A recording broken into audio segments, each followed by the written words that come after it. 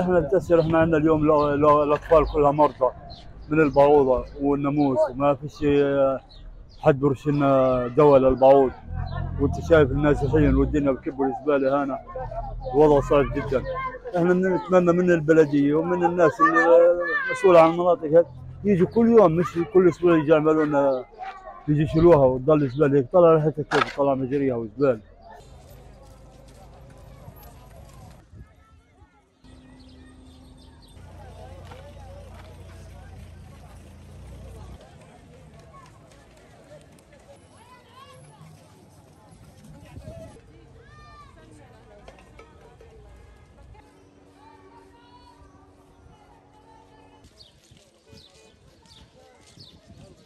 وصل إلى مستشفى الشهيد محمد يوسف النجار حالات تعاني من الإسهال والإعياء الشديد والحرارة، وهذا لا قدر الله يمكن أن يكون دليل على وجود أوبئة في داخل القطاع، وممكن أن تصل إلى درجة الكوليرا.